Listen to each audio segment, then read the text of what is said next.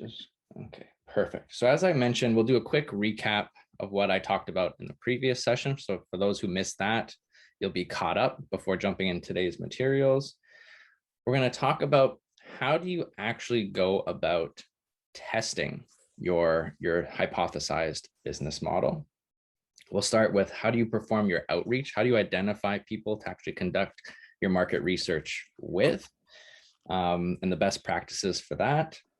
We'll be focusing on the first phase of what's called customer discovery testing, called stakeholder interviews. That's going to be the predominant focus of today's session. And we'll finish off with some high level discussion around how do you actually start analyzing the data that you're amassing going through this process. Now, I always like to start these sessions by setting some expectations for everyone. So, these are all, at the end of the day, extremely high level methodologies and tools. You'll be able to apply them to your specific projects that you're working on through various supports that we offer at IBZ, whether you want to ask me questions or schedule a meeting with myself or Jeff or other mentors and advisors. That's where you can take these teachings and apply them to your specific projects. And again, the purpose of all of this is just so that you become more aware of everything you're going to have to consider on your path to starting a company. So let's do a quick recap. So the first thing we talked about in our session the last time was this tool called the Jahari Window.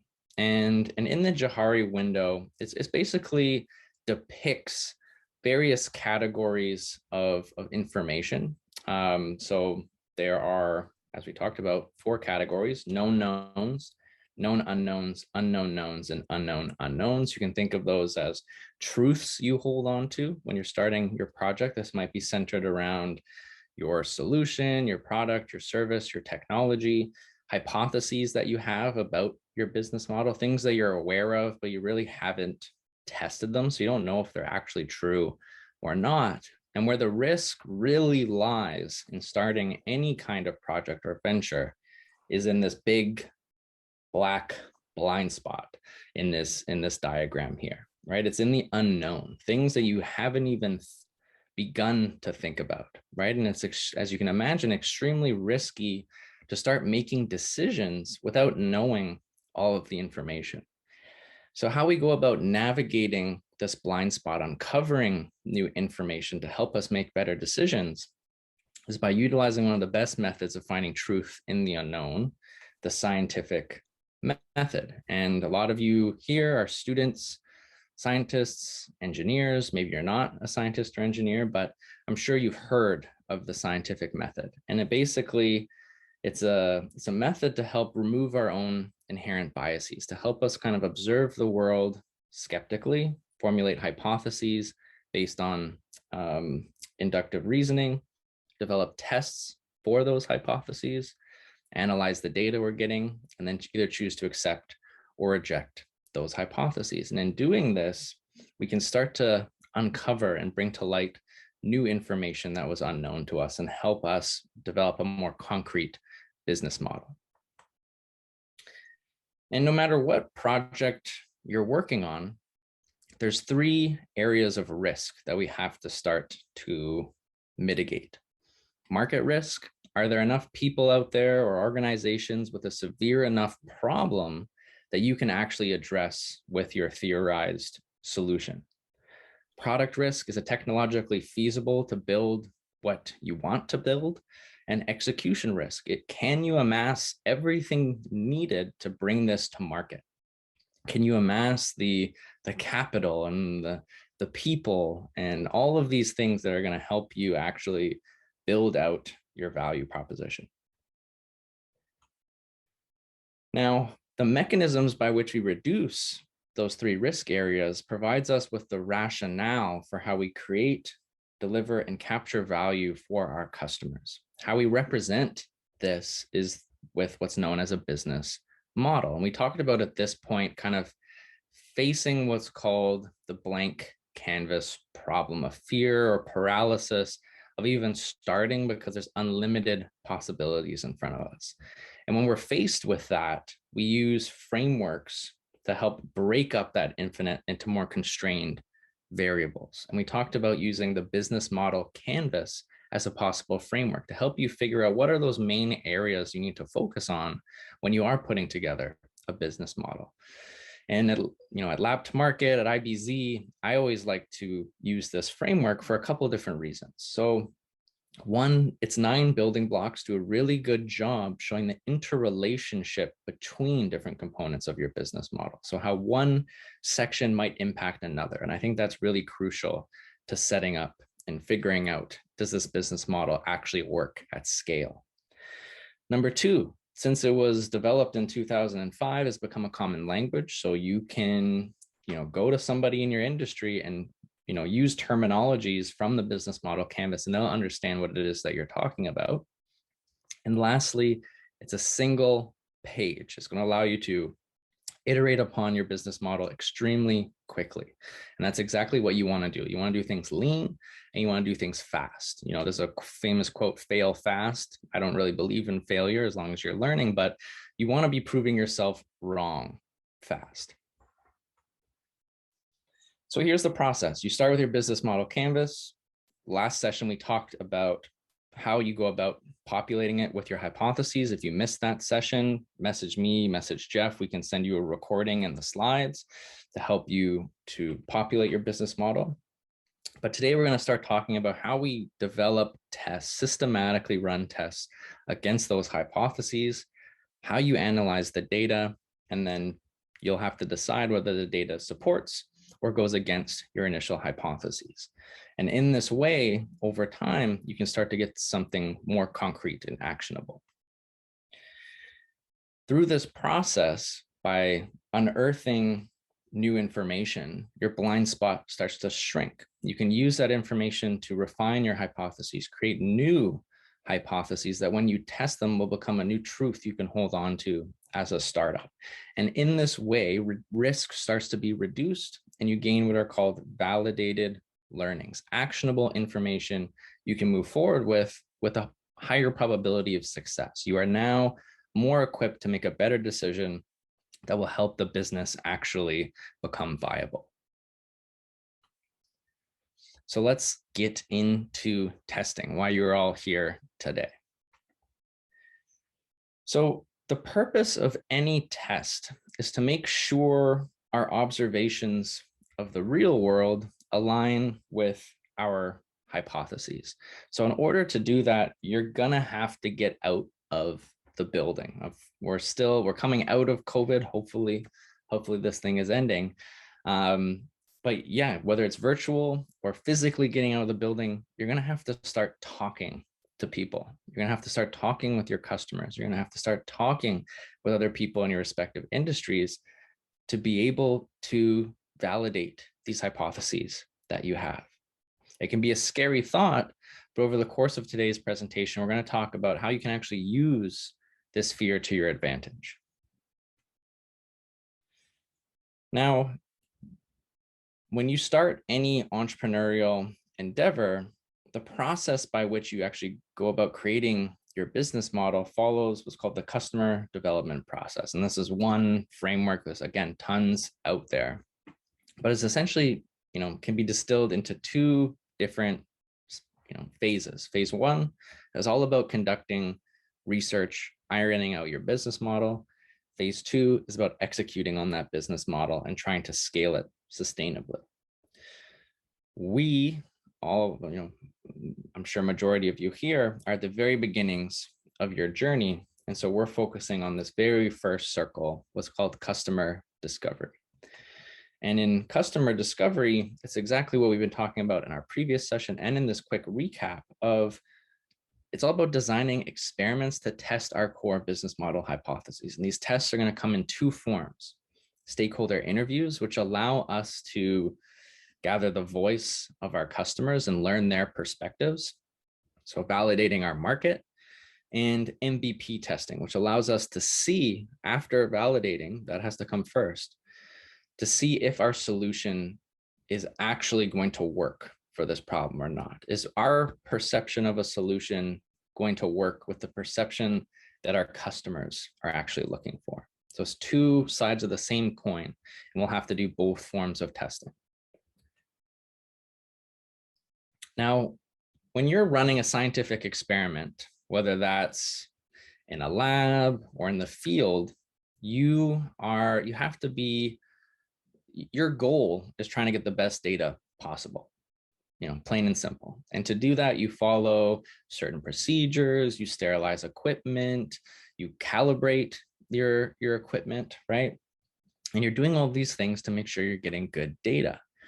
And so when we're dealing with human beings, when we're talking to our customers and other stakeholders, what we need to be aware of to make sure we're getting good data is what are called cognitive biases, systemic patterns in the way that people think that create subjective realities from their perception of certain inputs. And there's over there's a great quote, I think, that puts this into perspective, that puts cognitive biases into perspective here. And it's by Marcus Aurelius. It's an extremely old quote, but it goes, "Everything we hear is an opinion, not a fact. Everything we see is a perspective, not a truth." So our job is to kind of make sure through conducting stakeholder interviews that we're asking the right questions, so we're not eliciting kind of opinions or kind of fluff. We're getting to the actual crucial data, removed of any bias our interviewee might have that could skew our findings. So there's over 200 cognitive biases. You don't need to be aware of all of them. I have kind of given you a quote. Over the next 5-10 minutes here, I'll be giving you a Coles Notes version of the biases that you need to be aware of when conducting your interviews. And these 200 biases can be broken up into categories based on the problems that they help us solve. And the first category is that there's just too much information in the world. We can't possibly take it all in. So our brains have become very good at filtering information, picking out what it thinks it's relevant to us. And it does this a couple different ways. So we tend to notice things that are already primed in our memory, things that we're already aware of. We're going to pick it out of the crowd a lot faster than something we haven't experienced or are unaware of. Number two, we tend to notice when something has changed. We fixate on the difference between things rather than fixating on individual components or inputs. So an example is when the new iPhone comes out, right? I don't know what one we're on right now, 7, 8, 9, 10, right? But when we're talking about it, you don't just judge it on the merit of itself, you compare it to the previous model. We fixate on the difference between these different inputs. It's thinner, it has a bigger screen, it has more battery life, blah, blah, blah, blah, blah, rather than just judging it on the merit of just the phone. And we tend to be drawn to details that confirm our own existing beliefs. These are our own biases. We want to be right at the end of the day, and we're going to pick out information that hopefully corroborates our own hypotheses and assumptions, and that's very dangerous. So the first bias I want us to be aware of here is what's called anchoring bias, where an individual depends too heavily on an initial piece of information offered, considered to be the anchor, to make subsequent judgments during decision making. One of the biggest issues I always see with early stage startups or students pursuing an idea is prematurely telling your interview subject, your potential customer, what it is that you're actually working on. And the minute you do that, you trigger what's called a schema in that person's brain. Schemas are cognitive structures by which human beings store and process information based on our experiences. So the minute you say, I'm working on X and I want to talk to you about my solution, that part of their brain gets triggered with everything they've ever experienced or everything they've ever known about what it is you're working on. And that becomes the anchor point of the conversation. And you'll be limiting yourself to other valuable pieces of information that you should be really there to find. Things about them, their own problems, cares, constraints, goals, right? It shouldn't be about you and what you're working on. It should be about them. So you don't want to elicit anchoring bias in the wrong place. The next bias is confirmation bias. So this is the tendency to search for, interpret, favor, and recall information in a way that confirms or supports one's prior beliefs or values. This is a bias you need to be aware of in yourself, because as you're going through this process, you're amassing data, you're analyzing data, you will have the bias of, again, picking out that information that's going to support your hypotheses or assumptions and push away those that go against it, because you want to be right. Deep down in your brain, your own biases are working against you, and you have to be aware of this so that you can look at the big picture. You can look at all the data. The second category of cognitive biases helps us find meaning in the information, right? The world's a very complicated place, and you need to make sense of it with very limited information that you're actually storing in your brain, bringing into your brain. And so we've become very good at finding patterns in this information, so much so we can even find it in sparse data. When there are instances where there's a gap in our knowledge, we tend to fill it with our best guesses, and over time we start to believe it to be true. We simplify probabilities and numbers so that they're easier to think about, and we're horrible at predicting the future based on past and present events.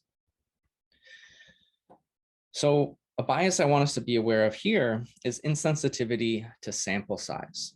When people judge the probability of obtaining a sample statistic without respect to the sample size.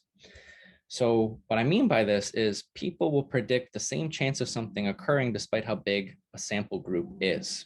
That'd be like me saying, I predict the average height of a group to be 6 feet, no matter if the group is 10 people or 1,000 people. We have to be aware of this bias when we're analyzing our data, because the amount of data that we amass, our sample size, has profound impacts on our results. The third category of biases help us act fast in the face of uncertainty, right? This is an evolutionary trait we've evolved to have to help us keep us alive. You know, that's why we weren't eaten by saber-toothed tigers in the Ice Age, and why we haven't gone extinct, because we weren't paralyzed by infinite possibilities of options. We've evolved to be able to make decisions very quickly. But here are some things that happen to us as a result. So we've evolved to be very confident in making decisions. And as a result, we tend to feel that our decisions have a bigger impact on those around us than they do in actuality. And we now tend to avoid making decisions that could potentially impact our positioning in social groups. So the big bias I want us to be aware of here, and I believe it to be the most important when you're conducting market research, is what's called egocentric bias. The tendency to rely too heavily on one's own perspective and or have a higher opinion of oneself than reality. It's ultimately a need to satisfy one's ego, our perceived selves. And it has a tremendous power of influence not only on us, but on those that we are interviewing. It has the ability to empower us or cripple us. And we'll be talking about it quite a bit over the duration of today's presentation. Now, the last category of biases help us figure out, okay, what do we keep and what do we forget? We can't store everything. We have a limited amount of space in our brain. So to help us with this, we tend to edit and reinforce our memories after the fact. We discard specifics and form generalities. We reduce events and lists to their key elements. And we store memories differently based on how they were experienced. We create schemas. So I hope you see here that we kind of create this feedback loop where our own cognitive biases reinforce how we go out to find information, make decisions, and store that information in the world. The last bias I want us all to be aware of here is suggestibility bias, the quality of being inclined to accept and act on the suggestions of others. As you are going through this journey, as you are talking to people, as you are interacting with IBZ and participating in our programs, you will be put in situations where whether you're talking to an advisor like me or someone who you believe to be more knowledgeable in your industry or the technology, you might put their opinion above your own. And that can be a very dangerous thing to do. When I was in your shoes, I was changing the direction of my project all the time based on the information I was gathering from my advisors, right? But the truth of the matter is, you are the captain of your ship. You are becoming the expert for your specific project. So this is just a reminder for you in these conversations to take their opinion with a grain of salt, analyze it in conjunction with all the other data you have before making a decision. Don't weigh their opinion too heavily. At the end of the day, you are the captain of the ship.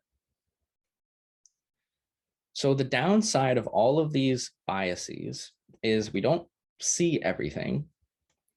Our search for meaning can conjure illusions, things that aren't grounded in truth and actual experiences.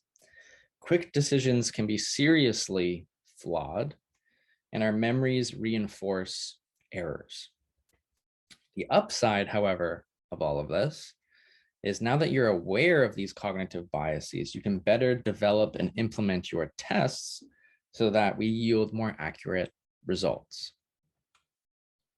Do we have any questions before I continue on?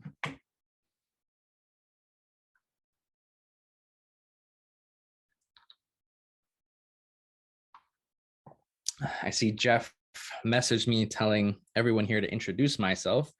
I apologize that I didn't do that, but I do see a lot of familiar faces on the call. But maybe for those who don't know me, my name is Wesley Kashiba. I am a program lead at IBZ. I predominantly work on the lab to market program, but I work with many early stage startups, help them guide them through this process and beyond. I'm from Ryerson University. I created my own company at Ryerson. I was very entrenched in the ecosystem here. It was a part of the DMZ, IBZ, Clean Energy Zone, raised quite a bit of money for my project from resources available to me on campus. So really soaked up every resource possible back in the day. And I have a master's degree in engineering, innovation, entrepreneurship, and now teach about these methodologies and practices at Ryerson. So that's a little bit about me. Apologies for not saying that a little bit earlier. A quick question to everyone here.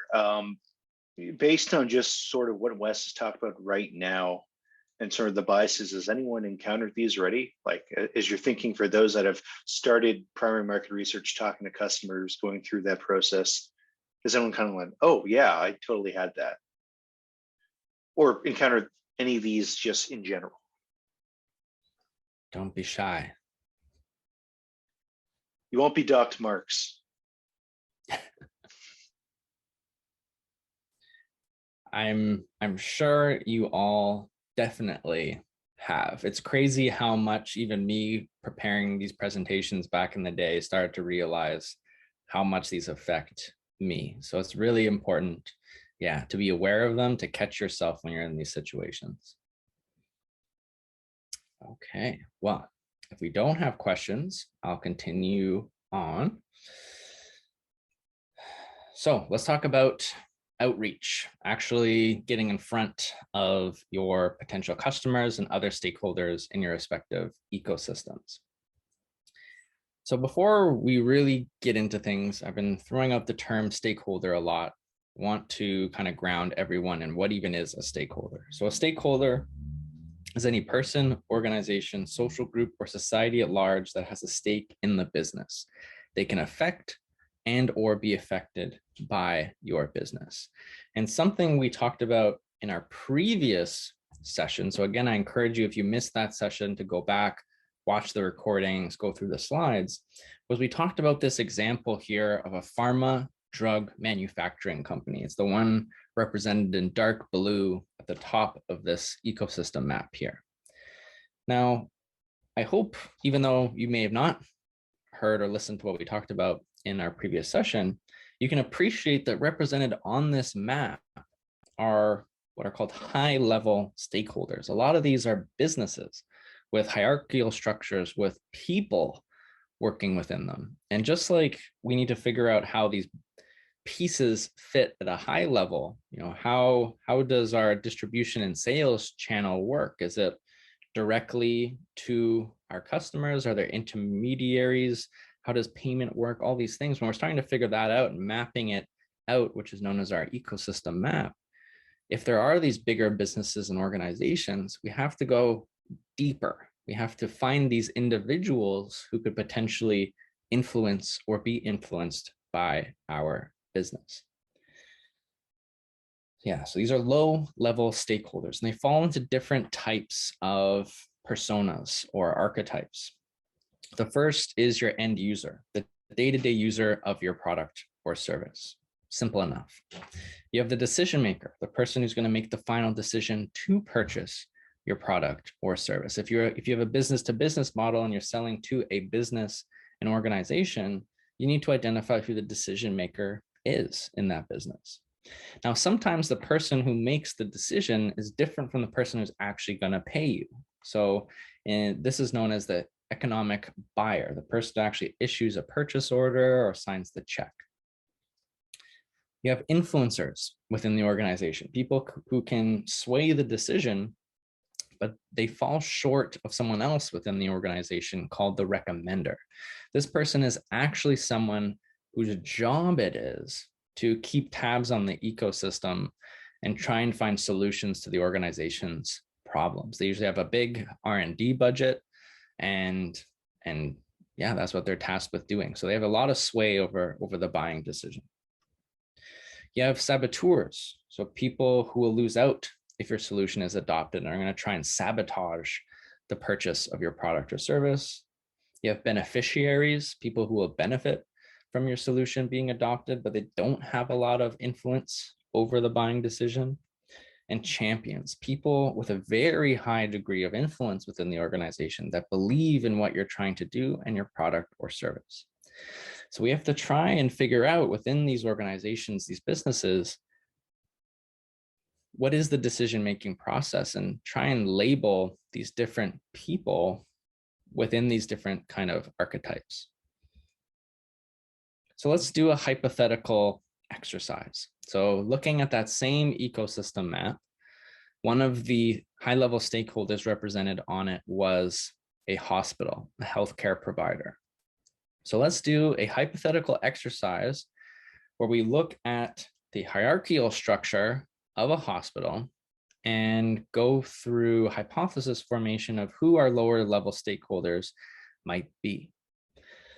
So in our previous session, I talked about that we, as the drug manufacturer, we're developing a drug for a very particular ailment, right? So our end user is the patient going to the hospital. We're building this out and providing value to the patient. So they're the end user. They're the one receiving our drug on a weekly, monthly basis.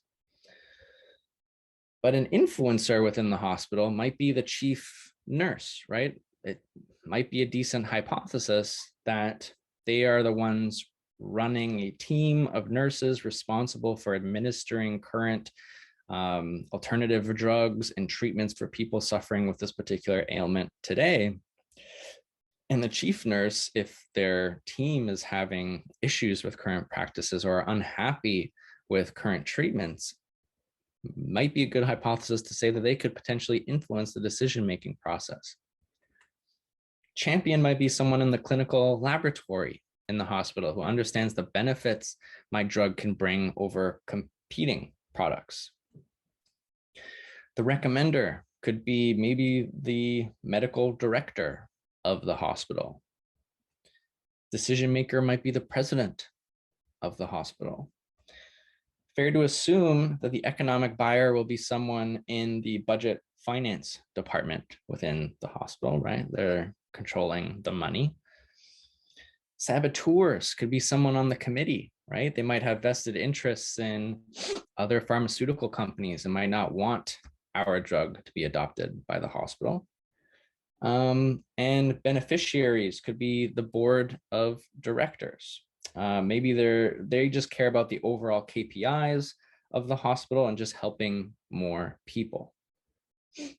So I hope going through this exercise, you're starting to see that there are potentially lots of individuals within an organization that have sway over whether your product or service gets adopted. And we have to talk to all of them. We need to understand all of their motives, all of their needs to be able to sell to these businesses and organizations. And so what we want to do is apply the customer profile of our value proposition, which we talked about in the last session. And for those who weren't here, value proposition canvas just breaks up our customer segment building block and value proposition building block into 3 distinct building blocks known as customer profile and value map. For a customer profile, we need to understand what are these people trying to accomplish as a part of their job. What are the pains, impediments, restrictions they're experiencing in trying to accomplish that thing? And what's going well for them right now that we could possibly elevate as a gain? And we need to apply this customer profile. We need to try and figure it out for all of those individuals so that we can better craft a value proposition, build out a product or service that's reflective of the pains of the organization as a whole. So who do we start with when we're performing our outreach, when we're dealing with these larger businesses and organizations? And I think there's 2 approaches. One is you start with what you know, what you feel most comfortable with, right? So most likely this is who you envision the end user to be, right? Who is actually going to be the one using your product or service, and then work your way up the chain to try and figure out who the decision makers are. If you have no idea who's actually going to be using your product or service, then you might want to apply what's called the shotgun approach. You message or reach out to kind of numerous positions within an organization at the same time, conduct a few interviews, and recalibrate yourself to then start working your way up the chain, up this hierarchical structure of the organization.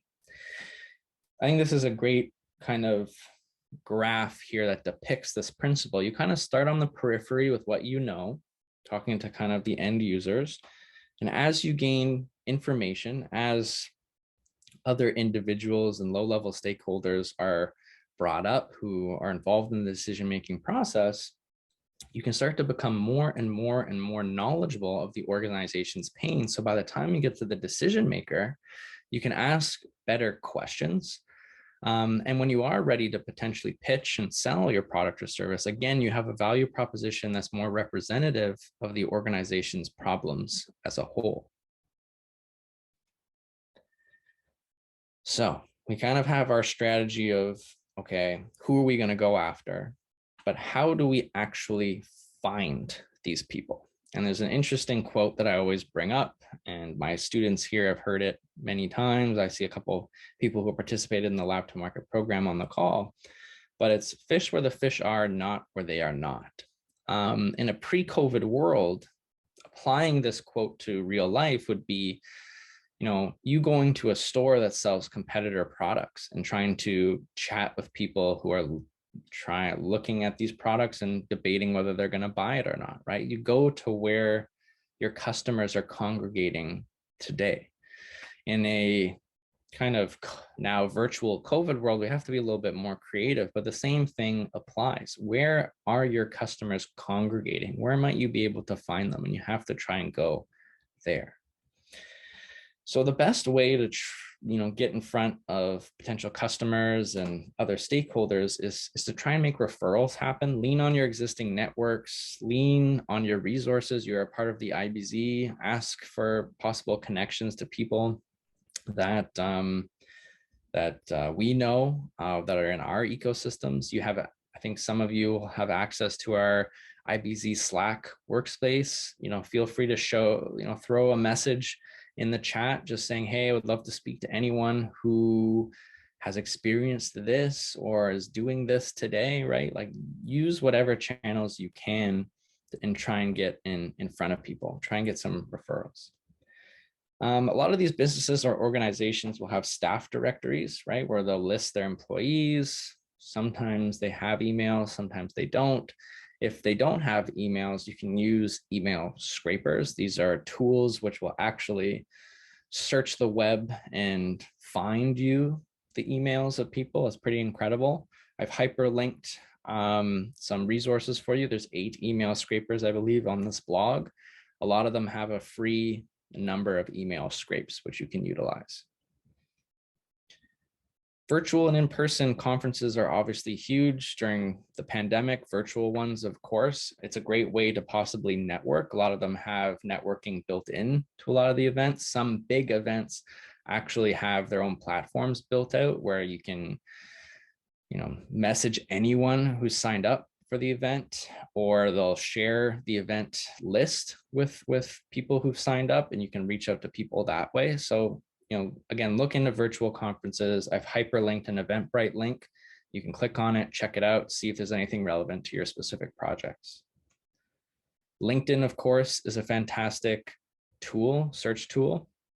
I'm sure you're all familiar with it. If you haven't used the premium free trial or whatever, my recommendation, search up a bunch of people you want to talk to, get a list of 100+ people, and then download the free premium membership and message all of them. That's what I did back in the day. It worked wonders for me. And ultimately, be creative. If you're fishing somewhere and there's no fish, you gotta go fish somewhere else. Now, what's the best way to actually reach these people? Well, again, direct connections, referrals are the best. We'll talk about very shortly why this is. Emailing is the most popular business to business marketing channel. So it's the primary focus of what we're going to be talking about today. You have cold calling, of course, where you just kind of catch people in the moment. That's something some of you may have to apply. We'll talk a little bit about this. And off the street, if that's a possibility. So instead of me continuing on here, I'm going to hand it over to the legend Steve Jobs to talk to you a little bit about outreach and getting over that fear that might be preventing you from starting your market research. I've actually always found something to be very true, which is most people don't get those experiences because they never ask. I've never found anybody that didn't want to help me if I asked them for help. I always call them up. I called up, this will date me, but I called up Bill Hewlett when I was 12 years old, and he lived in Palo Alto. His number was still in the phone book. And he answered the phone himself. He said, yes. He said, hi, I'm Steve Jobs. I'm 12 years old. I'm a student in high school, and I want to build a frequency counter. And I was wondering if you had any spare parts I could have. And he laughed, and he gave me the spare parts to build this frequency counter, and he gave me a job that summer in Hewlett-Packard, working on the assembly line, putting nuts and bolts together on frequency counters. He got me a job in the place that built them. And I was in heaven. And I've never found anyone who said no or hung up the phone when I called. I just asked. And when people ask me, I try to be as responsive, to pay that debt of gratitude back. Most people never pick up the phone and call. Most people never ask. And that's what separates sometimes the people that do things from the people that just dream about them.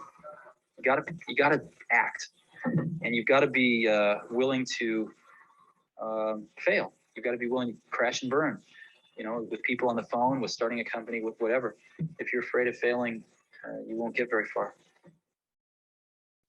All right, some pretty powerful words from one of the best entrepreneurs to ever do it, right? If you want to be one of these people that are going to change the world and make an impact in people's lives, you have to be willing to fail. And again, there's no such thing as failure as long as you're learning, but you have to get out there. You have to get over this barrier, this fear that's preventing you. And we'll talk a little bit again about how you can deal with this. But if you are able to jump through that fear, get out there, start talking to people, you have this tremendous opportunity to make an impact in people's lives. So I encourage you to face that fear.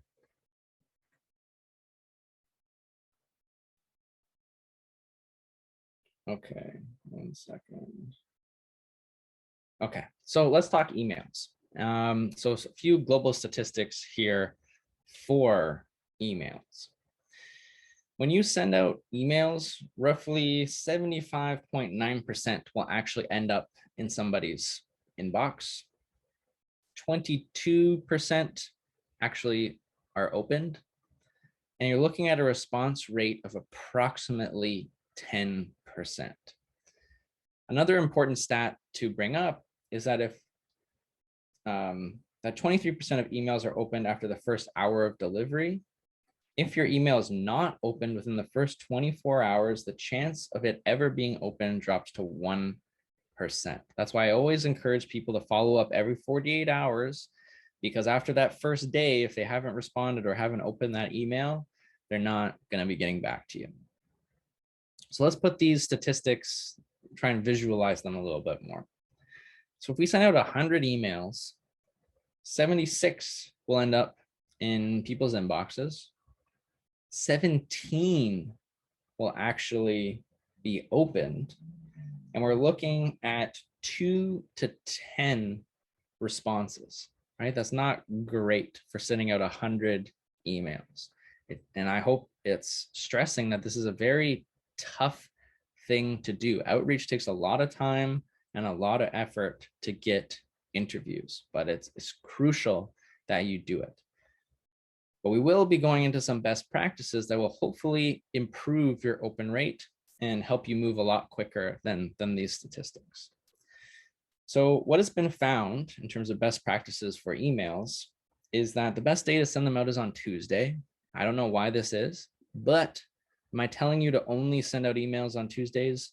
Absolutely not. You should be sending emails all the time, but Tuesdays has been found to be the best day to do that. So if you have some important people that you really want to speak to, maybe you reserve sending them an email until Tuesday.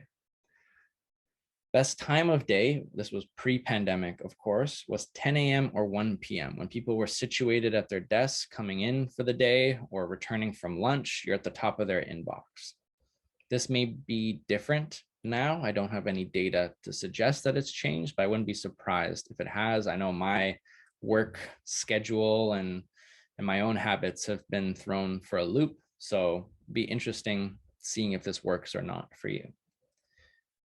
So, but why do recipients of our emails even open them in the first place? So it's been found that 69% of people open emails based on who the email is from. This is why referrals are so important. Lean on your networks, try and get connected to people that way, because the chances of you getting a response is much, much higher if the person knows the person connecting you. And we'll talk again a little bit more about why this is so important and such a big deal. Another thing, though, that you can employ, and I've done it myself when reaching out to these business hierarchies, is if you are reaching out to someone in an organization, they're not getting back to you, you followed up a couple of times, something you can do is try and go above them, right? Go to their boss, their manager, their director, and just say, hey, I'm trying to get in touch with this person, would appreciate you connecting me. Because, so this person's busy, they're not going to respond to you themselves, but if they see it, they might just forward you down to the person you were originally trying to get in touch with. And because it's now coming from someone that they know, aka their boss, the likelihood of them responding to you and setting up a meeting is much, much higher. I've done this before. If you do it in a nice, professional way, you know, no harm felt on the part of the person. The other kind of group of people, 47%, open emails based on the subject line. So there's a couple best practices, and the main one being try and have a catchy call to action. Try, you know, something that's going to catch people's attention. It takes some finesse. It takes a little bit of creativity. I'm going to propose an example, but I encourage you to try and do a better job of the one I'm going to propose to you. But the biggest thing that I want to stress, and it's part of why referrals are the leading cause for open rates, is you don't want to come across as a company. You don't want to come across as what I like to call a door-to-door salesman. We'll be talking about this very, very shortly. But when you do come across as a company, the chance of them ever opening your email drops by 20 to 35%. That is huge. So you really, really don't want to present yourself as someone working on a startup or working on a company to try and get in the door to conduct your stakeholder interviews. You want to be very smart about this. And keep your subject line short. It's been found that subject lines of 6 to 10 words have the highest open rate. So email structure, what is it going to look like? So of course, you got to introduce yourself. You have to tell them what you're looking for. What are you trying to learn from meeting with them? Why are you contacting them specifically? And how much time do you need? What is your ask? So let's look at emails done the wrong way. I'm emailing a cool guy named Wesley, and my subject line is the name of my startup inquiry. Hello, Wesley. I'm the CEO or founder of so-and-so company. We've developed a novel product. Here's my value proposition. I'm reaching out to you to assess my technology's value in addressing your specific problem. As a key decision maker at so-and-so business, I know your thoughts would be a great help. I hope that you could speak with me for an hour or so in the near future. If interested, please let me know what time works best for you. Kind regards. So what did we do wrong here? First and foremost, we presented ourselves as a startup. And as I mentioned, when we do this, we come across as a door-to-door salesman. People hate door-to-door salesmen. I'm sure all of us on the call have been in situations where someone knocks on the door and we open it, and that feeling that watches over us knowing that this person is trying to sell us something. It's a very uncomfortable feeling. There's lots of studies done around this, right? One study, which I've hyperlinked here, studied 2 groups of households. One group was told that someone was going to come by at a certain point of the day to sell them something. The other group was not. What they found was that this group that was informed, nobody opened the door. In fact, people left their homes at the time that this person was supposed to come by to sell them something. On the other side, people who weren't informed, hardly anybody opened the door. And what studies like this show is that we go out of our way to avoid situations where we're going to feel influenced.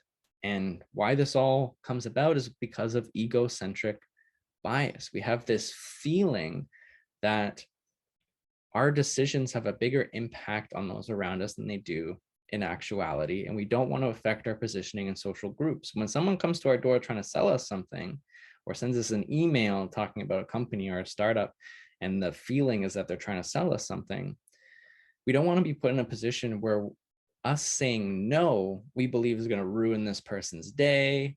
You know, I've just shattered this person's world. I'm coming off as a horrible person, so that we try to avoid these situations altogether. It's egocentric bias at play. So try and avoid coming across as a door-to-door salesman. Now, we talked about our solution. We presented our value proposition, right? In this email, we've elicited anchoring bias. Now, even if we get the interview, the conversation is going to be skewed. We're possibly leaving valuable information that we're really there to figure out on the table because anchoring bias has been activated in the wrong place. We also don't know what our value proposition is yet, so you should not be pitching it. When it comes to what we're trying to learn, again, we've positioned this email to learn about our product, our service. And whatever they say as a result of egocentric bias now, you're just going to be eliciting false positives. We haven't validated that this is actually a problem for these people or not. So again, because they feel like they don't want to hurt your feelings, they'll say, yeah, it's great. We'd love to use this, blah, blah, blah. You go running to the bank thinking you're going to be the next billionaire, Elon Musk. And in actuality, they don't have the problem you think that they have. They're just trying to be nice to you. Why them? So we call them a key decision maker. We don't even know if that's the case yet, right? We should be reaching out to them due to their experience, potentially with our theorized problem. How long? We're asking for 60 minutes. That's an extremely long period of time to be asking for. People are extremely busy. If people give you that much, fantastic, but you shouldn't be asking for that. You want to be asking for much less, roughly 20 to 30 minutes. So here's the right way to structure an outreach email. So I say, I'm emailing Harry, and my subject line is Ryerson student request for information. Hello, Harry. I'm a master's or PhD student at Ryerson University researching this particular field that is connected to my problem hypotheses, is associated with my problem hypotheses. I'm reaching out to managers, directors to gain insights into the current, whether it be practices, procedures, technologies used in this field. With the experiences you have as a manager or director or head engineer or something, I know you'd be a great help to my research. If you have 15 to 30 minutes in the near future to meet with me, it'd be greatly appreciated. If you believe you are not the right person for me to speak with, I'd greatly appreciate a referral. I look forward to hearing from you. Kind regards. So what did we do right? Well, first and foremost, we play the student card, right? This isn't threatening. We're not putting them on the spot. They don't think they're being sold something. We're reaching out to them just to learn. So it's not threatening at all. And any anchoring bias that we are eliciting is centered around our problem hypotheses. And that's exactly what we want to talk about. So bullseye, we're eliciting this anchoring bias in the right place. When it comes to what are we trying to learn, again, we've grounded this in just asking for help. You know, we're just trying to learn from their experiences in their own job, in their own life. That's easy for them to speak to. Again, it's not threatening. Why are we reaching out to them? We're focusing on their job and their specific experience. How much are we asking for? Only 15 to 30 minutes. And I want to point out two things that are crucial for anyone on the call here. I ask for referrals, right? In the early stages, when you're starting your market research, you want to kind of have a catch-all because you don't know if you're reaching out to the right people or not. So at the end of your spiel, why you're reaching out to them, what you're trying to learn, you should have a statement saying, if you're not the right person for me to be speaking with about this, I'd greatly appreciate you connecting me to the right person. And again, if they do refer you and connect you to someone, the chance of you getting an interview is much, much higher. So this works wonders. Don't forget to put this line in your emails. The other thing I did was I said, I look forward to hearing from you. I like to call this polite voluntelling, is kind of setting my expectation that I am going to be hearing from this person. And if they don't get back to me, my perception of them might change, right? Their social standing might be affected. I'm pushing on their egocentric bias. So another little trick that you can employ as well. Okay. So a few reminders and expectation setting here. So outreach in itself is an experiment. There's no set way to do it. You have to be creative. And if something isn't working, change it. I've given you some examples here, but if they're not working, try and change it. Another great way to do these things is using A/B tests. Send a group one particular email template, send another group a different email template and see which one works better. Try different subject lines, try different, phrasing your ask a little bit differently, phrasing kind of what you're looking for from these people a little bit differently, right? Be creative, tweak your approach. There's no set way to do anything. Now, when you're emailing this many people, you might want to use a customer relationship management tool. These can be built out in tools like Airtable, which are free, or even Excel or something like that. You just want to be able to keep track of the people you're reaching out to make sure you're following up every 48 hours, making sure you're kind of tagging these leads as dead leads if by the second or third follow-up they're not getting back to you, or tracking the interviews you've actually scheduled and are completed. So you kind of want to put something together, because as we've talked about, it takes, probably 100 plus, many more than 100 emails to get a significant data set of interviews conducted. And again, if you're having problems getting in front of people, you've reached out to them, they're not getting back to you, 69% open emails from who it's from, go above them. It's a good trick, right? And try and get referred back down. And again, be creative. When it comes to cold calls, you can use a very similar script, basically the exact same thing, but a couple of things that you need to be aware of. You're going to be asking for time right now, so you're probably going to be getting less of it. So keep those key questions that you want to ask them in mind. You're not going to be able to get through your entire probably script, but you really want to validate or try and understand the problems that they're facing. And spot response rate for cold calls, in my experience, does tend to be pretty low, but depending on your industry, it might be the way that you'll have to do it. Surveys is a hot topic, whether you should do it or not do it.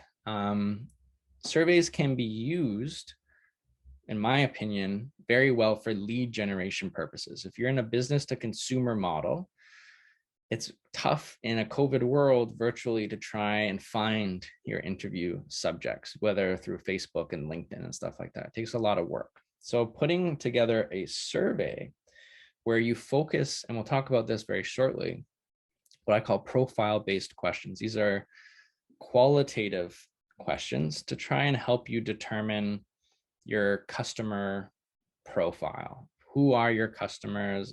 How old are they? How many times do they go to the gym? Things of that nature. But what you're really designing these surveys for is for one question at the end. Is if you're willing to speak about your answers in a little bit more detail, please leave your email. It'd be greatly appreciated. And you leave a non-mandatory field so someone can indicate and put their email there, so you can follow up and actually set up a face-to-face conversation to get that qualitative data. So that's the way I would use surveys. You can send it out in your own social media channels. You can put it in social groups on Facebook. You can do a lot with it and hopefully get a lot of potential leads that way.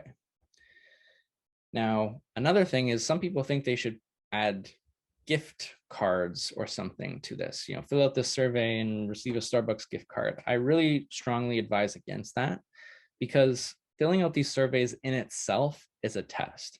If you're adding a Starbucks gift card to why someone would be filling out a survey like this, you don't know now whether they resonate with this particular issue or what you're trying to learn more about, or if they just want the $5 Starbucks gift card, right? So avoid the Starbucks gift cards, Tim Hortons gift cards. Don't worry about that.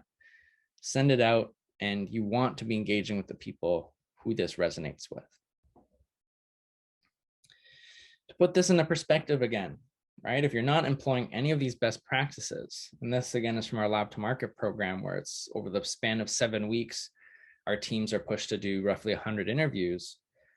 You have to be sending out week to week to week to week, almost 100 emails to have 15 interviews a week. So again, it's just to emphasize, this takes a lot of work to get in front of people, but it's extremely important that you do it to be able to get that knowledge to move forward with and ensure that your project is on the right track and you're making the right decisions. Now, I just want to finish this section off with why outreach is so hard. And at the end of the day, again, it's egocentric bias. We're focused on our own insecurities. Right? We're stuck in our head, worried about how we're being perceived by other people, right? If I say this, if I don't do this, it might affect my standing in a social group. This belief that our decisions have a bigger impact on people than they do in actuality. But there's a great podcast called The Influence You Have Why We Fail to See Our Power Over Others. I encourage all of you to listen to this. It's phenomenal. It basically talks about everyone is facing egocentric bias. Everyone is stuck in their heads worrying about their insecurities and how they're being perceived by other people. So just as you're worried reaching out to somebody how you're being perceived, they're also worried about how they're being perceived. And if you can just hop over this fear that might be preventing you, you do have this tremendous power of influence. People are much more open to helping you than you think. And you might be pushing on their egocentric bias to get those leads and get these conversations going. But even people who kind of felt like they didn't want to have the conversation with you or something, they're very good about making themselves feel good about things after the fact. So don't worry about that. But you do have this tremendous power of influence if you're just willing to act and reach out to people. I promise you, people will be much more receptive than you think. So I'll end this section with this quote: "With great power comes great responsibility. Rest in peace, Uncle Ben." Do I have any questions?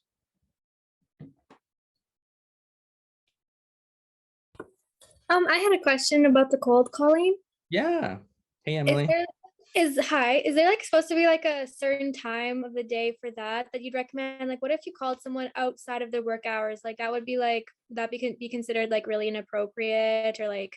I would probably, I don't think it'd be considered inappropriate. I think the chances of you getting somebody outside work hours probably, like if you're calling their work number, it just, you just Right. most likely won't get a response. I'd probably, yeah, it's tough. I'd probably lean on the same kind of thing, like aiming for 10 a.m. or 1 p.m. where someone might be out for lunch or coming back from lunch, Yeah. or when they're just coming into the office at the beginning of the day. With cold calling too, you can always leave a message, right? And maybe they'll get back to you. But it'll most likely take a couple times trying to get someone on the phone. Cool. Thank you. No problem, Emily. Any other questions from the group? Yeah, I got a hand up from Talha. Hi, Wesley. Sorry about missing the first portion. I was on the phone with the CRA, tax issues. Anyway, so my question is, when you talked about surveys, I was actually preparing a questionnaire because my project is a product that's going to be used by patients and people who use a certain type of medication, lipid-based medications. So I was actually thinking about a Google Forms type of thing. And in my application, I stated I talked to 30 patients and 3 medical doctors. I already spoke with 2 medical doctors. They agreed to the interview. But my question is, for the patients, the survey, the questionnaire that I will design will be in like really good detail to make sure that there is a problem that they're facing, the challenges that they're facing, like they're just going to click it. Would that suffice for my second stage application? For Esh, yeah, I probably would. I just, a couple pointers here, right? Like the longer you make your surveys, the chances of someone filling it out is a lot less. Like I'm sure a lot of people on this call here, like myself, will get a survey sometime. The first thing you do is like scroll to the bottom to see how many questions it is before you jump the gun. So you kind of don't want to ask too many questions. Again, surveys I think are great for this more quantitative based stuff. You can ask questions about their problems and things like that, easy drop down select stuff. You just have to know that it's not the gold standard. And what I'd advise is always leaving an option for them to put other, right? To put an other section, because you are proposing things that you think are problems for them. They might have problems with other stuff. You're just not thinking about them, right? So you really want to create those opportunities where someone can select other when you're limiting the scope of their options. The other thing too with surveys, some people will be like, hey, why did you indicate that? And here are a bunch of other things you should select. Like, why did you have this problem? Da, da, da, da, da, da. You can do that, but utilize short text fields as well, right? Can you please explain why that was a problem for you, right? You want to try and capture their own words. It takes a little bit more data analysis on your part after the fact, but it's more enriching information. Also, I'll say again, you try and use it for lead generation purposes too, right? Like I've dealt with a lot of med tech startups in my day, trying to help them through this market research process. And I advise the same thing. They've used surveys, sent it out into different groups, but used it for lead generation purposes, and have gotten some face-to-face interviews as a result. So try and put that little question at the end. If you'd be willing to speak to me about your answers in more detail, if you could leave your email, it'd be greatly appreciated. Okay, thank you. And just one more question. Um, would it be possible to give them an option to not write their name, like anonymous? Because some people, because some people will use medicine off label. And when I spoke to Tarek, he said also talk to like the people like that are using this and their coaches and other things like that too. So a lot of people might not be comfortable leaving their names and last names. Would that be possible? Would it be accepted, a survey? For sure, for sure. Yeah, you can definitely leave it anonymous. And again, leave it up to them, right? Like when you ask them for their email at the end, like then they're open to sharing and identifying themselves and talking about their issues in more detail. So maybe just don't make it mandatory. Don't ask for their name and stuff. Ask for other kind of data, like, what drugs they're currently taking and stuff like that. Okay, thank you so much. Oh, and last question. When will this video be available? I believe very shortly after today's session, should be shared with everybody who registered. Okay, thank you so much. My pleasure. Any other questions? Okay, if not, I will continue on. We'll dive now into actually putting together your interview scripts. Okay, so stakeholder interviews. I've been drilling this point home for a while now. There's 3 areas of risk. Market risk. Is there a market? Are there people out there, organizations with a severe problem that you can potentially solve with your theorized solution? Product risk. Are you able to build what you say you can build? And execution risk. Is it possible to amass the resources necessary to take your value proposition and actually bring it to market?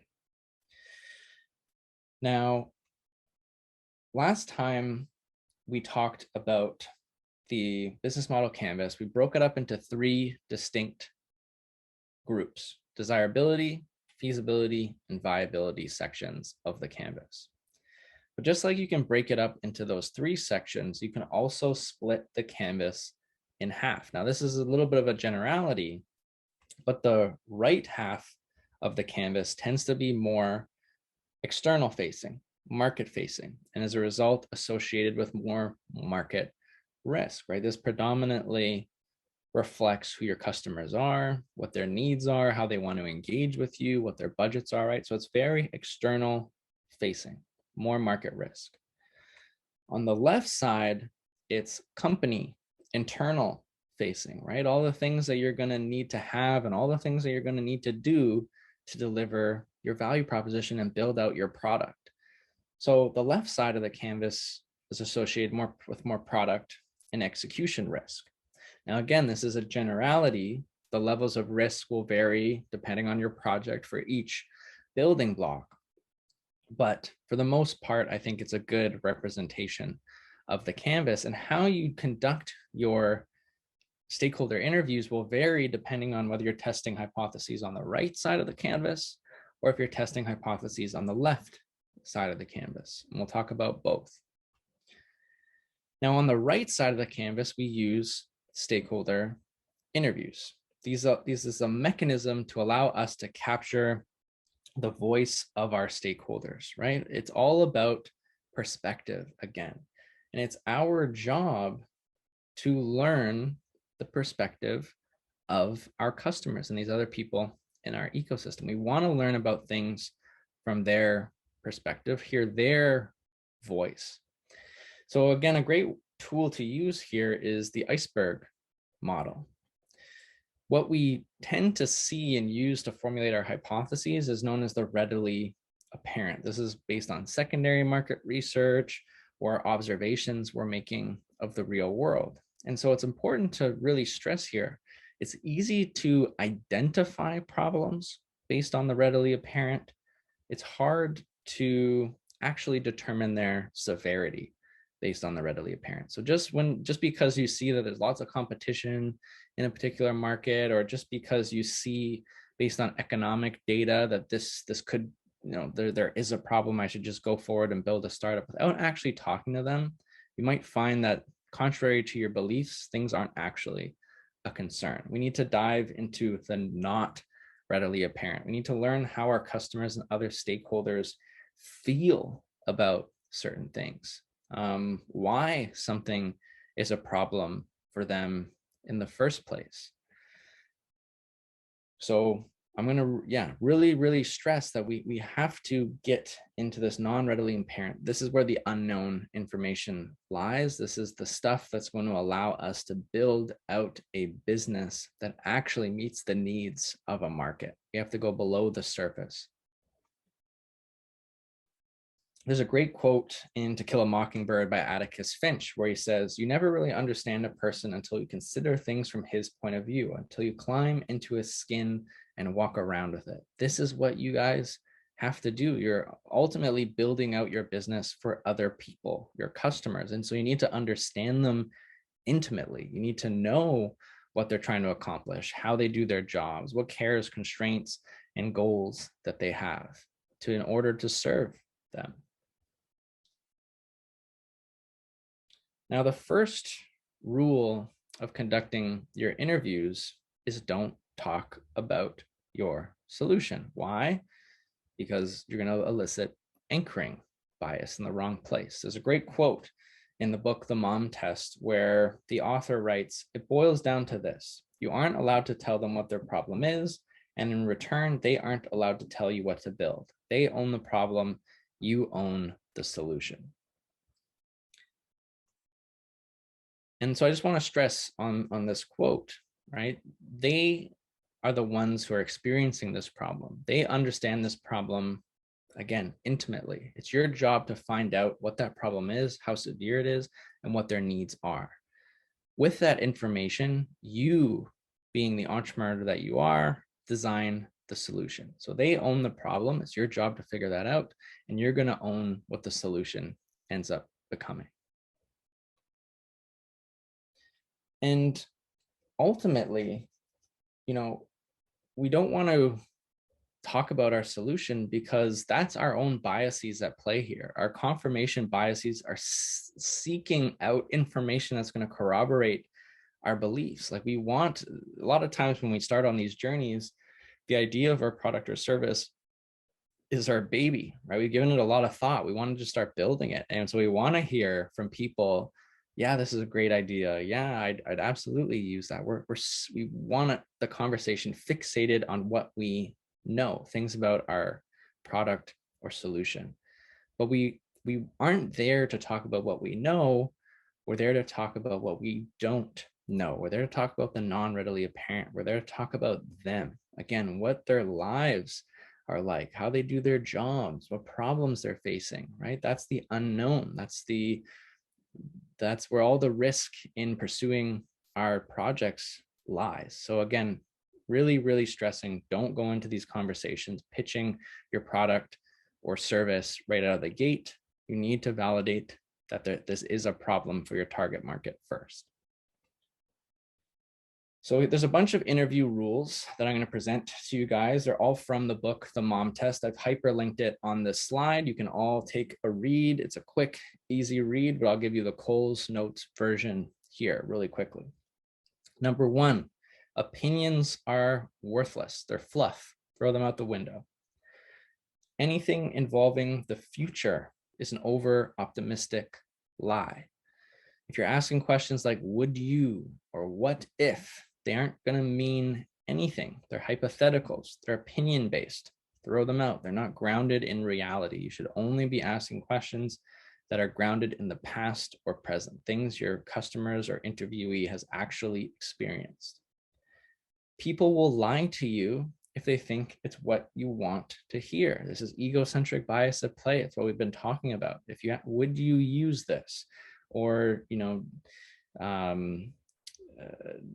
do you like this solution? Like all of these types of questions might elicit a response that your interview is just telling you them so that they don't want to hurt your feelings, right? People will lie to you if they think it's what you want to hear, to make sure that their position in the social hierarchy is not affected. People know what their problems are, right? They own the problems, but they don't know how to solve those problems. You, as the entrepreneur, are the one to solve it. If they could solve their own problems, they wouldn't need phenomenal entrepreneurs like yourselves, right? They own the problem, you own the solution.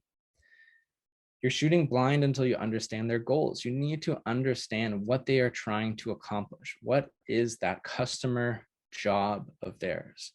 Without that, you are shooting blind. You have no direction in your market research and where your product or service development goes. Some problems don't actually matter. This goes back to the iceberg model I was just talking about, right? You might see, based on observation and secondary market research, that climate change is this massive issue and this particular company is emitting a crazy amount of carbon emissions, and it's going over, I don't know if the government has set a cap yet, but when they do, this is going to be an issue for them, and they're going to be taxed a lot and blah, blah, blah, blah, right? So of course this is a problem. And when you actually go and talk to them and conduct your interview, what you actually find out is like they're not concerned about it at all. They have other problems and priorities, and they got enough money to pay the extra taxes. Like they're not worried about it, right? So some problems don't actually matter. When you actually get to the non-readily apparent, you find out that contrary to your beliefs, these aren't actually problems. If they haven't looked for ways of solving these problems already, they're probably not going to look for or buy yours. This is an indication of problem severity. If they're not allocating resources already or trying to find a solution to something, then it might not be that big of an issue. Your job is to not only determine that there is a problem, but you need to determine the severity and determine if you are a must-have product or service or a nice-to-have product or service. You want to be the must-have. While it's rare for someone to tell you precisely what they'll pay you, they'll often show you what it's worth to them. This goes back to our previous session when we were talking about value-based pricing. By asking them questions, and we'll talk about this very shortly, about how severe the problem actually is for them, what their budgets might be, you might be able to discern what you should be pricing your product or service at, something that matches the value you could be bringing to this customer. Okay, so stakeholder interviews are bad by default. It's your job to fix them. And we're going to do that by grounding our questions, as I've been saying, on their lives, on their problems, cares, constraints, and goals. And we want to pass all of the questions we come up with through what's called the Mom test filter. Are we asking them questions that allow them to talk about their life instead of your idea? Are we asking them questions that allow them to talk about specifics in the past instead of generics or opinions about the future? Are we asking questions that are going to allow them to talk more and us less? So as you're coming up with questions, please pass them through the Mom test. If they do not pass those 3 criteria, you should not be asking it. So let's now go through an interview script. I'm going to propose some questions for each of those building blocks on the right side of the canvas for you. Feel free to use them, change them, toss them out. These are some questions you could ask. So we're going to start with the 2 building blocks that comprise product market fit, customer segments, and value proposition. And again, to dive into these 2 areas, we really need to focus on the value proposition canvas, customer profile, and value proposition, or value map, sorry. And we'll start with customer profile. So before we even really get into our questions in an interview, we're going to want to try and ask some preliminary profile-based questions to help us categorize this information after the fact. Because not only are we trying to determine who our customer segment actually is, what our market is, but who are early adopters within those segments, and who, if you're in a business to business model, who are those low level stakeholders, right? So there's a lot of people and kind of groups that we need to identify. So you need to be asking some preliminary, again, profile based information that will allow you to kind of see commonalities and patterns in your customer groups.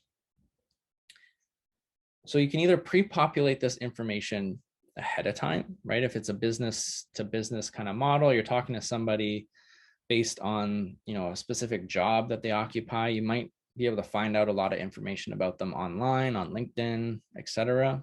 Or you're going to want to ask these questions at the beginning of your interview. In a business to consumer model, you might care about how old they are or their family size. What are those parameters that you believe affects your customer segmentation? Who are going to be the ones who are going to who have the most severe problem? Who are going to be your early adopters? In a business to business model, you might care about the position that someone has within the organization, the size of that organization or its location, right? You might be trying to discern, are the bigger businesses the ones that need my product or service the most, or is it the smaller ones, right?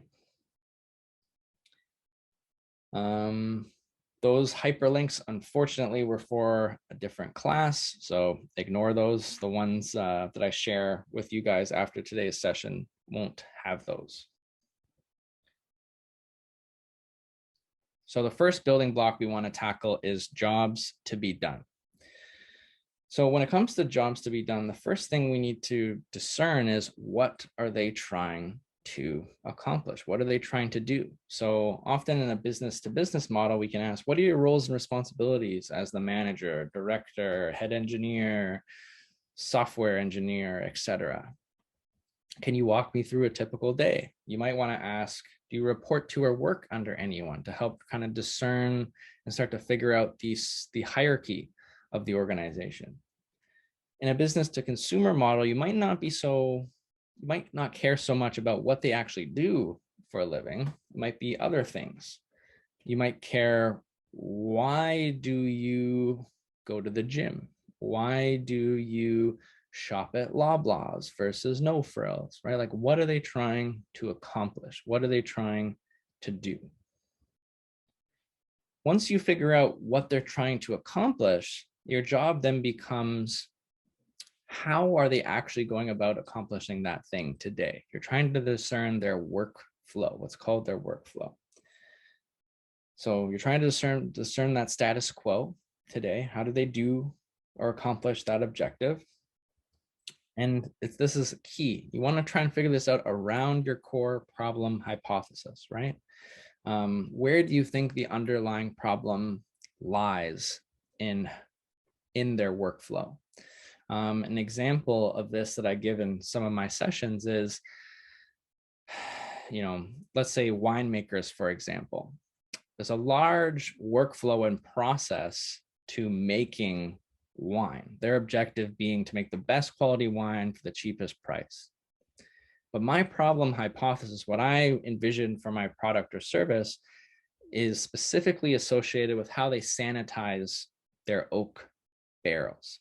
So when I establish their workflows, when I'm trying to establish their workflows, I want to establish it in that specific area because I believe there's a problem there that I can address. So I'm going to ask them, how do you go about sanitizing your oak barrels today? Right? I want to understand that workflow. And as I'm stressing here, you want to get all the details. So what is that process, technique, or other for doing X? Can you walk me through the process or the last time you did X?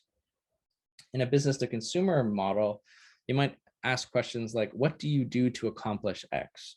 Where do you go to accomplish X? How do you accomplish X?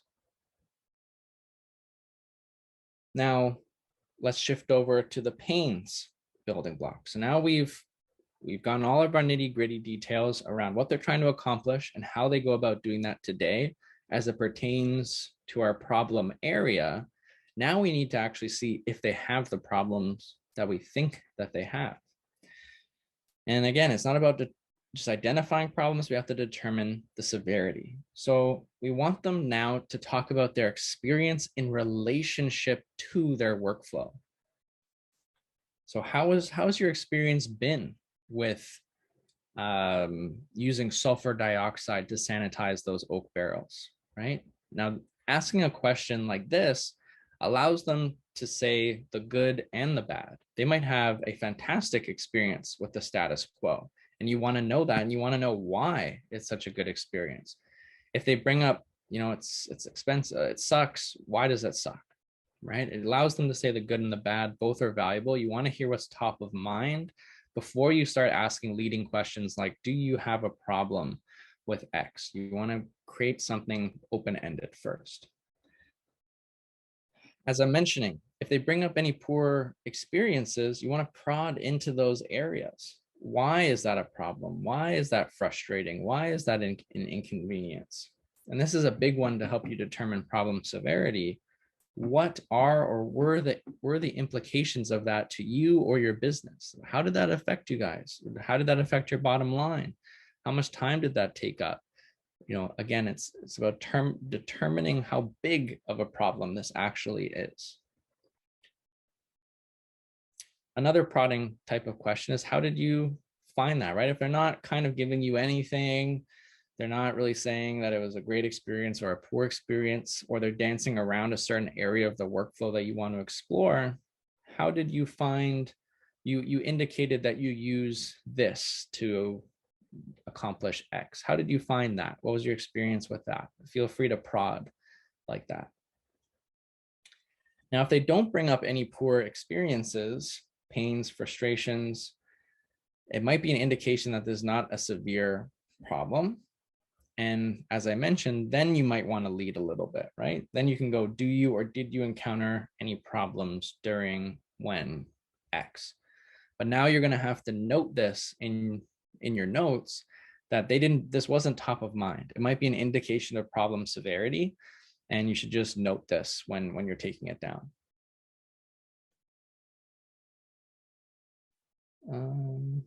And again, if they do now say, yes, this was a problem, prod like I suggested before. Why is that a problem? What's the implication to you or your business, right? We need to discern if this is a big problem or not.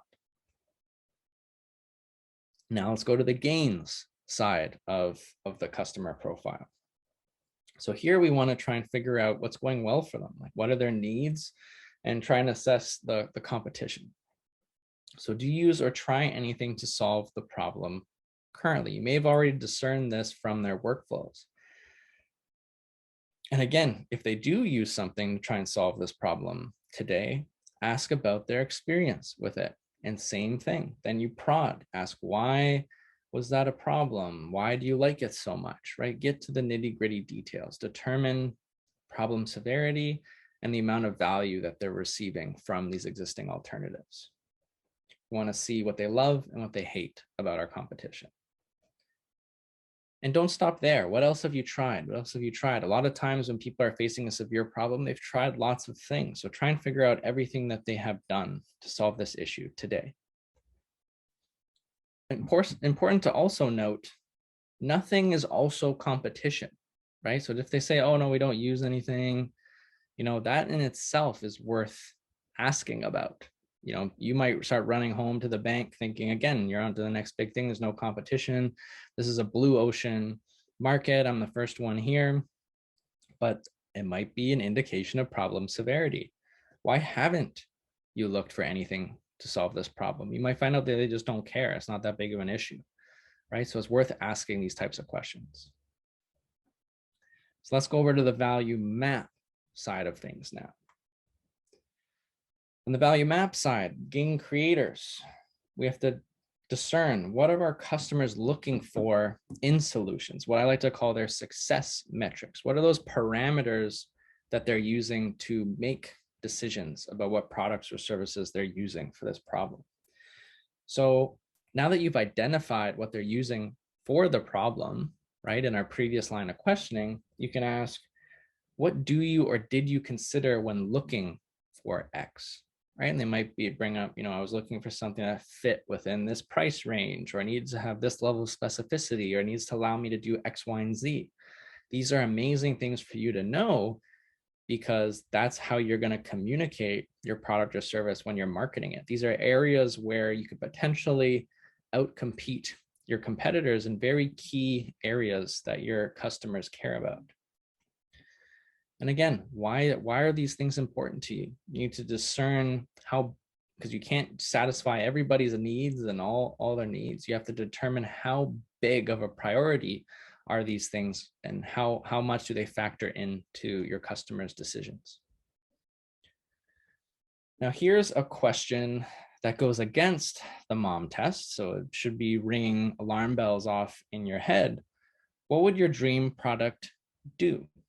Right? This is a hypothetical. This is an extremely opinion-based question, but we can salve it, like it can be used for good, and we can salvage the data here by following up with this, right? So we ask, what would your dream product do?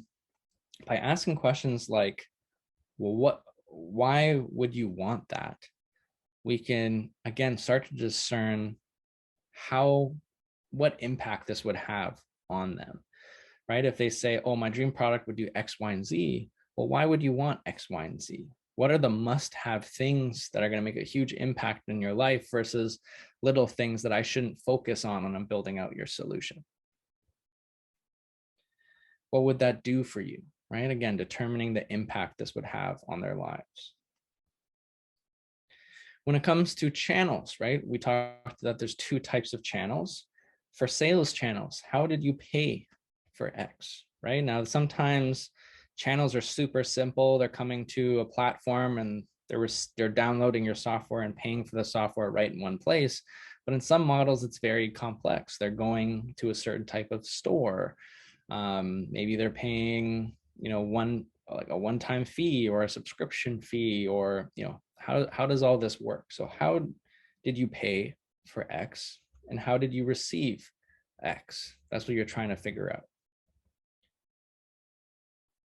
Now, in business to business models, customer relationships is probably one of the most important lines of questioning. You're trying to determine, how do decisions get made when it comes to purchasing decisions, right? So you want to try and figure out, hopefully you've identified products or services that have been purchased that are currently being used to solve this problem, and have gotten the organization's experiences with them. So you can ask, you might not have to ask this specific question. You can use that product or service for what I'm going to propose to you very shortly. If you haven't figured out anything that they've purchased recently, you can ask this question: when was the last time you purchased or integrated a product or technology for X? Here's the follow-up question: can you walk me through the process by which you purchased that thing, right? So if they have brought one up already in the interview, you can say, hey, can you walk me through the process of how that was purchased? Who was involved in that decision? And hopefully they're outlining all the steps that it takes to actually make that purchase, or make that for a company to make a sale.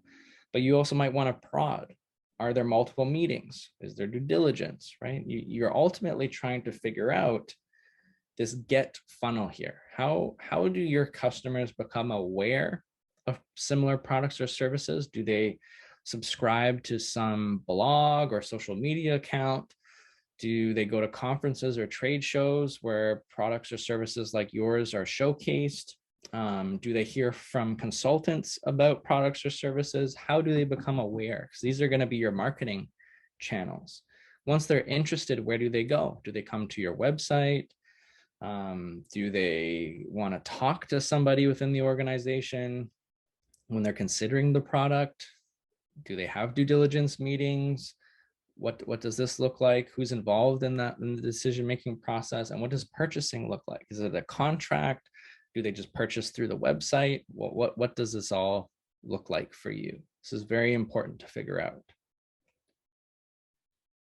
For revenue streams, how much did you pay for X? How much do you reserve for X. Now, these might be sensitive questions, but as we talked about when we were going through those mom test rules, people might show you what this is worth to them. So they might not tell you, but they'll show you. So if you're asking the right questions around their workflows as they pertain to the problem, and you understand what products or services they're using today, or how many people they have on staff to address this problem, you can start to discern after your interview how much they're actually spending on this.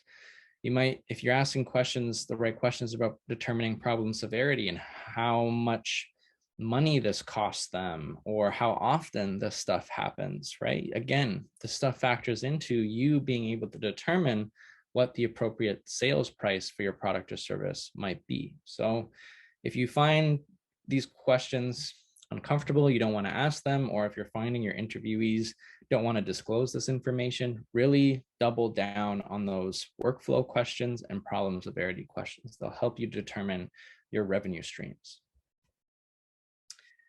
So here's how to end an interview. Here's a weird question, but I'll explain why it could potentially be valuable. Is there anything else I should have asked you? Right? So you're coming into these interviews with the questions that you think are important to ask that will elicit responses and allow your interviewee to tell you everything that you should know. But you have this massive blind spot. You might not be asking the right questions, and your interviewee might be sitting on pertinent information that they kind of believe you should know, but you just haven't asked the right question. So something like this allows your interviewee to kind of, say what's on their mind if you've missed something. Is there anyone else I should talk to about this? Try and get referrals, right? Every opportunity you have, try and get connected to other people. In a business to consumer model, right? If, we had, I forget who was on the call asking me about getting in front of patients. If you're able to talk to a patient, maybe they know other patients, right? Have you experienced anyone else suffering from this ailment they'd be willing to connect me to? If you've experienced, I have students I don't believe are on this call, but working with a problem in buying used cars, right? Friends of friends, you might have an interview, you might be able to ask, hey, do you know anyone else who's gone through this process? Would you mind giving me a referral to them? Try and always leave these calls with a referral, because it goes a long way and it's going to help you conduct a lot of interviews a lot faster. Can I follow up with you again at a later time if I have additional questions? This is just as much about getting your data and determining that there is a market, as well as also building out a network. Establish relationships with these people. These people could be customers. These people could be advisors, mentors, key partners, right? So always try and leave these things on good grounds, set a good kind of relationship. A lot of times they're open to meeting with you again. And because stakeholder interviews are just step one of customer discovery, you might want to go back to them to do MVP testing and show them what you're envisioning for your solution. So always kind of end with this question as well. You want to thank them a bunch. They're giving you a lot of their time. They didn't have to do this, right? So just be super appreciative. Ideally, try and record your interviews, because it's good to listen, play it back after the fact and kind of reassess what they said and how they said it. If you aren't able to record, or they're not comfortable with you recording, try and make sure you have a team member with you who can write notes. You really want to try and be present in these interviews. We talked about a pretty robust interview script here, but you want to make it very personable. And you want to be able to just jump from question to question to question and jump into things that they say. You might totally go on a different tangent in these interviews, right? And if you're constantly writing notes and conducting the interview, it might be a little bit robotic and take your interviewee out of it. So on that note, scripting versus interviewing. So to be efficient in note-taking while conducting your interviews, you'll need to integrate both qualitative and quantitative questions, right? And in your note-taking. Now you can use, we talked about Google Forms and stuff recently for surveys, but you can also use those for tracking your data, right? You can ask them a question and go, you yourself fill out kind of a multiple choice or a drop down quickly to start categorizing certain information, and then also have kind of longer text fields to write qualitative based information, like how someone experienced something, right? You can write all those nitty gritty details down, but also have areas where you can indicate, like on a Likert scale, that they had a really good experience or really bad experience. And this will help you analyze the data in aggregate. So I encourage you to have kind of both lines of questioning. And that's what I was just saying. Okay, so on the left side of the canvas here, still stakeholder interviews, but how we go about conducting them is very different. So here we're going to be talking to industry experts, mentors, advisors, people who've been there and done it. And as a result, because we're talking about our company, the internal facing hypotheses, we're not limited, we're not faced with the same restrictions in our questions. We can be more forthcoming, we can be more open and ask questions kind of point blank. Now, it's important to note that we can't really validate any of our hypotheses by talking to industry experts, but we can use them to help refine our hypotheses into something more concrete. Really, that goes to all of our hypotheses. We really can't really know for sure if they are 100% validated until we start actioning upon them. Said that already. How do we find mentors and advisors? The same way we just talked about finding our customers and other stakeholders, right? There's multiple channels for doing so. You need to leverage LinkedIn, reach out to people in staff directories. It's your job to try and assess where are your blind spots from a company perspective, right?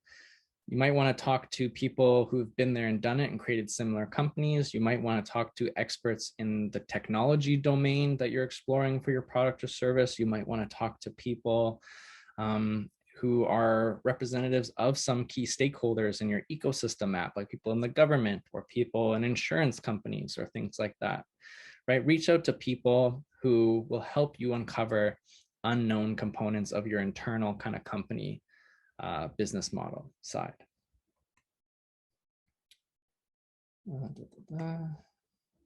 Last point here I'll say is be wary of suggestibility bias. That's what we were talking about earlier before. When you're talking with these experts, you might put their opinion ahead of your own. In these instances, just be wary of that. Take their opinion with a grain of salt and look at it in conjunction with all the other data points that you have.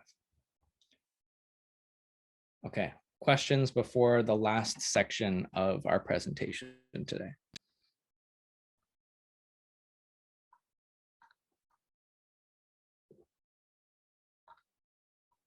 Don't be shy.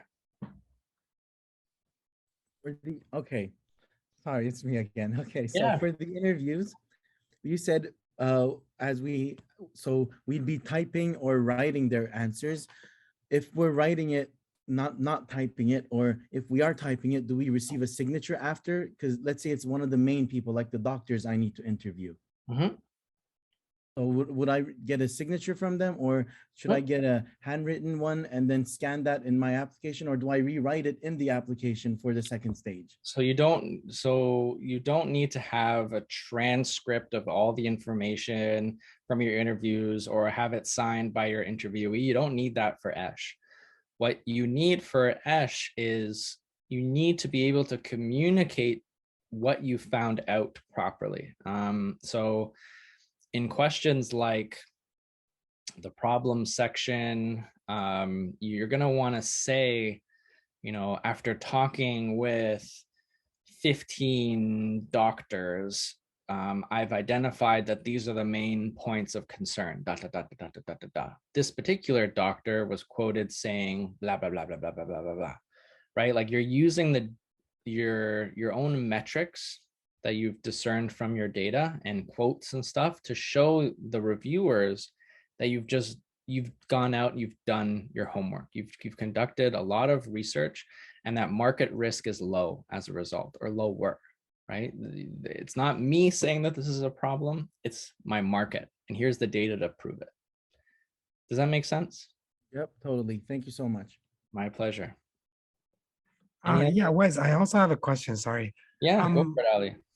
Talking about this Ash, just continuing on that topic, do we only have to, like talk about what we found in the primary, um, or we can bring in some secondary data as well? Absolutely. You want to use whatever you can to show the reviewers again that I'm removing myself. This is something I am saying. This is something I'm proposing based on data, right? And the more you can do that, primary always carries more weight than secondary, but if it's strong secondary data to at least show that there's a rationale behind what you're saying, then you're much more likely to get the award. It's when people just answer questions and don't back up what they're saying that it's like, I as a reviewer won't know if they're onto something or not, right? They're not presenting it in such a way. It sounds like it's extremely opinion based.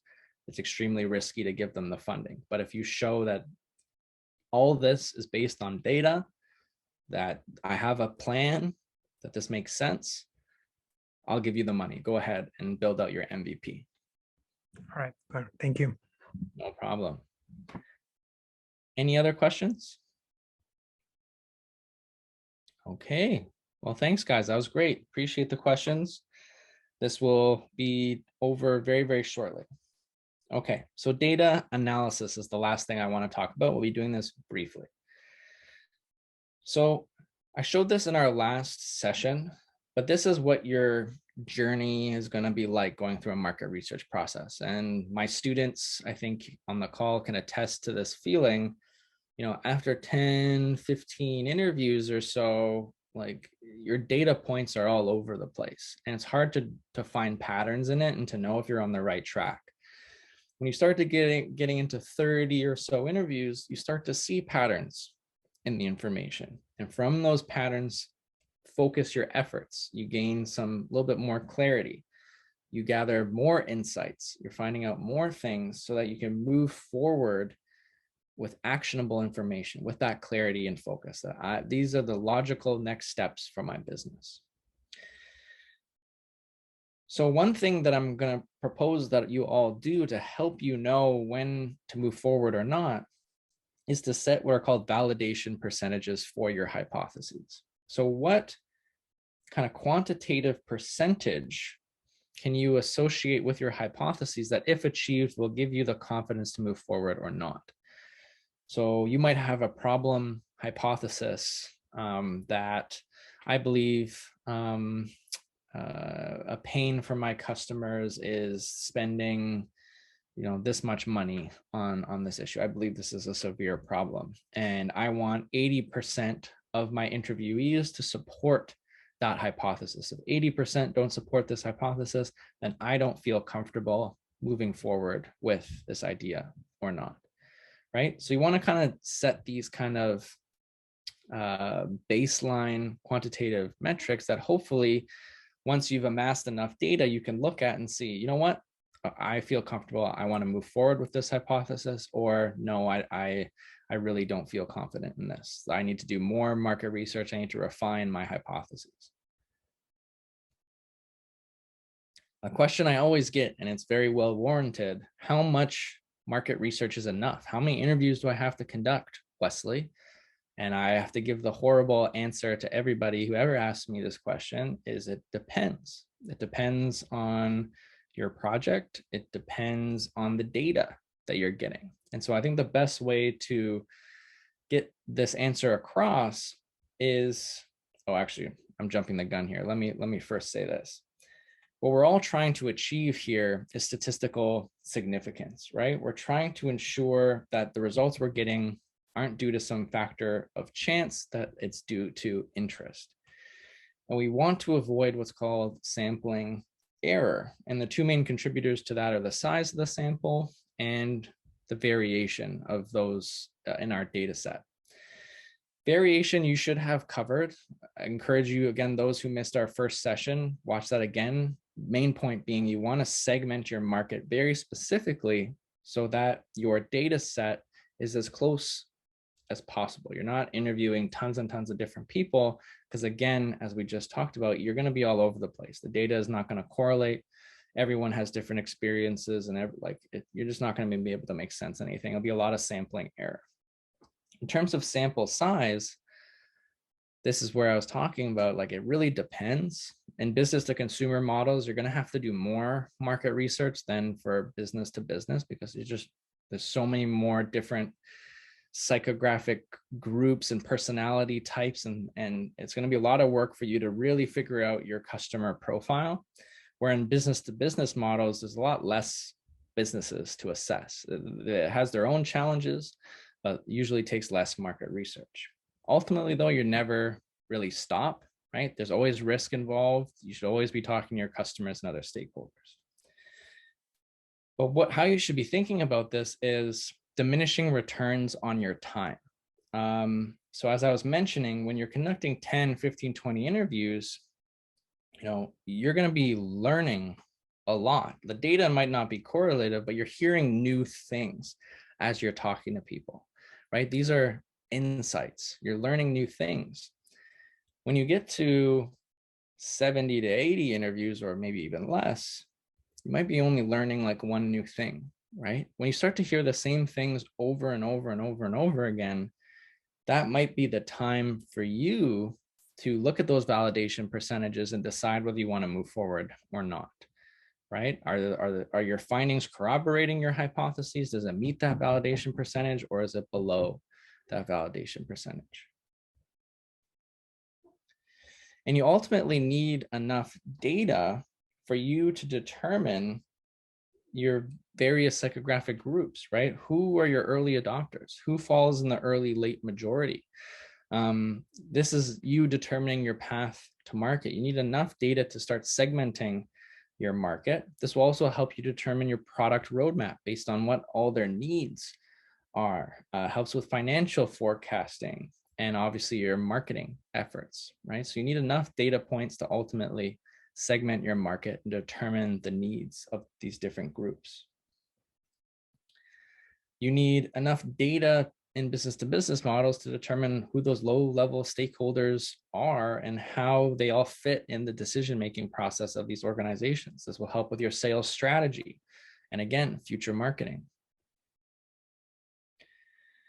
Oh, I should probably not have this slide in here, but at the end of lab to market, or the end of your market research journey, really your sprint here in conducting all these interviews, you should be able to know who your customers are, who your early adopters are within your specific customer segment groups, what their pains are, what they're looking for in a solution, what your value proposition to them would be, and how you will sell the product or service to your customers, and who is involved in the sales process, as well as how much are you going to charge for your product or service. Basically, stakeholder interviews, you should be able to discern your entire right side of the business model canvas.